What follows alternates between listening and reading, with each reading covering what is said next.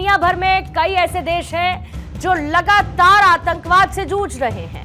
Terrorist attack की मार झेलने वाले परिवार भी इस दर्द को कभी नहीं भूलते और ना ही भारत जैसा जिम्मेदार देश इस नासूर को कभी भूलता है। कई बार ऐसी कोशिश हुई कि भारत जैसे शांति प्रिय देश को आतंकियों ने अपने नापाक मंसूबों से दहलाने की कोशिश की, लेकिन हर बार उन्हें मुंह की खानी पड़ी है।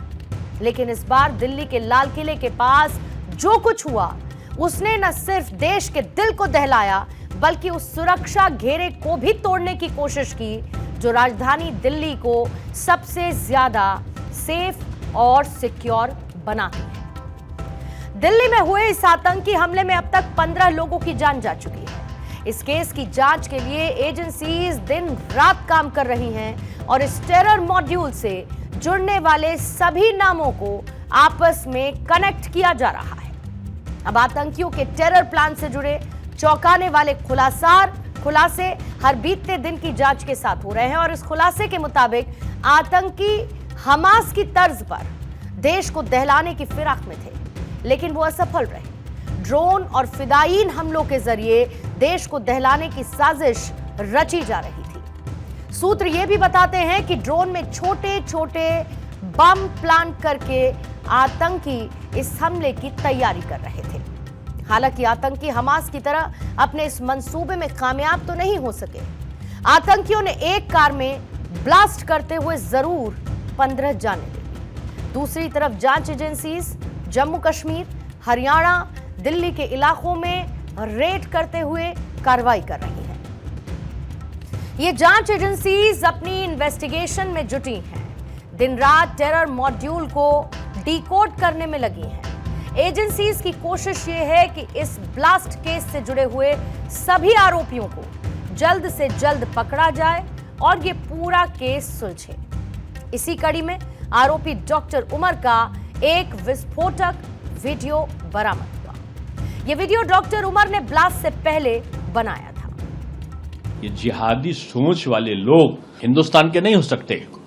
हिंदुस्तान तो महात्मा गांधी, गौतम बुद्ध का देश है, महावीर स्वामी का देश है और इस प्रकार की जिहादी सोच के प्रति मैं समझता हूं कि कड़ा रुख अख्तियार करना चाहिए सभी राजनीतिक दलों को।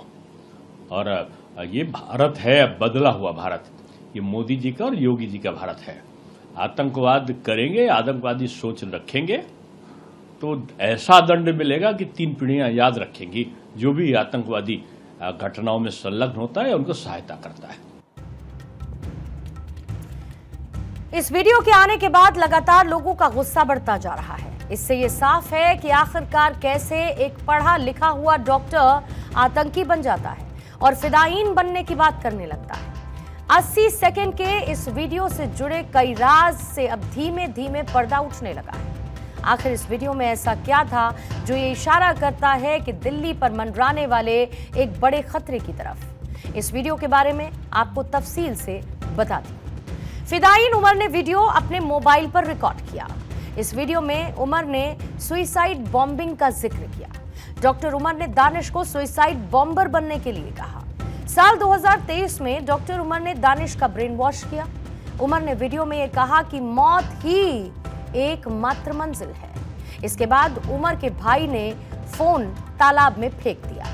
आदिल के वीडियो जैसा उमर का भी वीडियो मिला है और जांच टीम का यह मानना है कि यह वीडियो उमर की सोच, उसकी खतरनाक प्लानिंग, उसके मंसूबे और उसकी कट्टरपंथी विचारधारा को दिखाता है। इससे साफ तौर पर संकेत ये भी मिलते हैं कि वो लंबे समय से इस तरीके के हमले की प्लानिंग कर रहा था। एक तरफ जांच एजेंसीज इन्वेस्टिगेशन को आगे बढ़ा रही हैं, तो देश भर के सियासतदान ऐसे आतंकी मंसूबों पर अपनी नाराजगी जाहिर कर रहे हैं। सांसद रवि किशन का कहना है कि ये देशद्रोही देश को बर्बाद करने आए हैं। आतंकवादी की कोई जात नहीं होती, उसमें किसी राजनीतिक दल को कोई बयान नहीं करना चाहिए। उसको देशद्रोही देखना चाहिए, उसको कड़ी से कड़ी फांसी की सजा मिलनी चाहिए और जो भी हो वो मृत्यु ही उसकी सजा है। जिसने भी देश को, समाज को, किसी भी व्यक्ति की जान लेने की कोशिश की, समाज में, देश में भय पैदा करने की कोशिश की, उसके लिए कोई माफी नहीं होती और ना माफ करना चाहिए ऐसे लोगों को। उनको सीधे फांसी पे लटकाना चाहिए। आपको यह भी जानना चाहिए कि अब तक ब्लास्ट केस में कितनी गिरफ्तारियां हो चुकी हैं और सबसे बड़ी बात, इसमें कई डॉक्टर्स भी हैं। Delhi Lal Qila blast case, the company of terror. पहला नाम है डॉक्टर मुजम्मिल शकील, पुलवामा में जन्मा है। आरोप है इसके ऊपर 2900 किलो एक्सप्लोजिव इकट्ठा करके रखने का। 36 साल की इसकी उम्र है। दूसरा नाम है डॉक्टर शाहीन शाह, लखनऊ में पैदा, मुजम्मिल का करीबी है और कार में राइफल इसके बरामद हुई है। इसकी उम्र है 45 साल। फिर है डॉक्टर आदिल अहमद, काजीकुंड कश्मीर में जन्मा है। जैश के धमकी वाले पोस्टर इसने लगाए और इसके लॉकर से AK-47 बरामद की गई और उम्र है 38 साल। अगला नाम है डॉक्टर सज्जाद अहमद का, कश्मीर के पुलवामा का रहने वाला। आरोप है डॉक्टर उमर का दोस्त और पुलवामा ठिकाने वाले मॉड्यूल से इसका संबंध है। इसकी उम्र है 32 साल की। साथ ही डॉक्टर परवेज अंसारी, लखनऊ में जन्मा, उत्तर प्रदेश के, मॉड्यूल से जुड़े हुए फोन और साथ ही डॉक्यूमेंट्स इससे बरामद हुए। 41 साल की उम्र है। एक तरफ जहां पर लाल किले ब्लास्ट केस की इन्वेस्टिगेशन चल रही है और दूसरी तरफ दिल्ली के 2 स्कूलों और 4 कोच को बम से उड़ाने की धमकी मिली है। ईमेल भेजकर ये धमकी दी गई है। ये ईमेल आतंकी संगठन जैश-ए-मोहम्मद की तरफ से भेजा गया। जैसे ही पुलिस और जांच एजेंसीज को इसकी जानकारी मिली, फौरन एजेंसीज एक्टिव हो गई। हालांकि जांच में अभी तक कुछ सामने नहीं आया, लेकिन ऐसे माहौल में किसी भी थ्रेट को नजरअंदाज करना मुमकिन नहीं है। पुलिस के सोर्सेज ये भी बताते हैं कि यह धमकी भरा ईमेल जैश-ए-मोहम्मद के नाम के आतंकी संगठन की तरफ से भेजा गया है। जांच एजेंसीज को ईमेल की लोकेशन, सर्वर, टेक्निकल पैरामीटर्स की जांच उनकी तरफ से की गई और यह पता लगाया गया कि यह धमकी तो फर्जी थी। दिल्ली पुलिस ने बताया कि फिलहाल सभी लोकेशंस को सेफ एंड सिक्योर घोषित कर दिया गया है, लेकिन विजिलेंस को बढ़ा दिया गया है और साइबर सेल भी अपनी जांच बढ़ा रहा है। असल में दिल्ली के कोर्ट को बम से उड़ाने की धमकी ऐसे समय में मिली जब NIA लाल किले ब्लास्ट के एक आरोपी को कोर्ट में पेश करने के लिए दिल्ली की पटियाला हाउस कोर्ट में जाने वाली थी। यह आरोपी जसीर बिलाल उर्फ दानिश ही था। बात आतंकी दानिश की हो ही रही है, तो ऐसे में यह भी जानना जरूरी है कि आज जब दानिश को दिल्ली की पटियाला हाउस कोर्ट लेकर NIA की टीम पहुंची, उस वक्त कोर्ट के अंदर क्या हुआ। उमर उन नबी का सबसे भरोसेमंद, उसका दोस्त दानिश, आज पटियाला हाउस कोर्ट में पेश किया गया।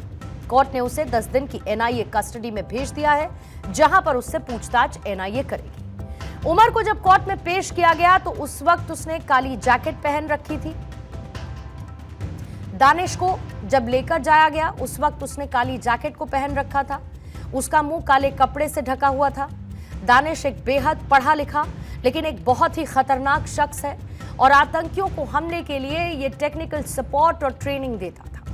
बताया जा रहा है कि एक बहुत सिंपल से ड्रोन को वो एक खतरनाक वेपन में तब्दील करने में माहिर था।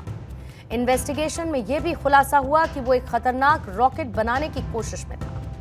अब ये माना जा सकता है कि अगले 10 दिन में NIA की टीम उससे पूछताछ करते हुए बड़े बड़े राज से पर्दा उठवा सकती है। एक तरफ जहां पर देश में आतंकियों की धरपकड़ जारी है, तो देश से बाहर भी भारत के विदेश मंत्री ने मोर्चा खोला हुआ है। SCO समिट में विदेश मंत्री S जयशंकर ने आतंकवाद के खिलाफ कड़ा रुख अपनाया। उन्होंने कहा कि आतंकवाद के सभी रूपों के प्रति दुनिया को जीरो टॉलरेंस दिखाना चाहिए और इसके लिए कोई लीपापोती नहीं होनी चाहिए, ना ही कोई एक्सक्यूज ढूंढा जाना चाहिए। दरअसल SCO समिट इस वक्त रूस में हो रहा है। उन्होंने साथ ही यह भी कहा कि जैसा कि भारत ने बार बार दिखाया कि हमें अपने लोगों को आतंकवाद से बचाने का अधिकार है और हम इस अधिकार का पूरी तरीके से इस्तेमाल करेंगे। Never forget that the SCO was founded to combat the 3 evils of terrorism, separatism and extremism. These threats have become even more serious in the years that have passed. It is imperative that the world display zero tolerance towards terrorism in all its forms and manifestations. There can be no justification, no looking away, and no whitewashing.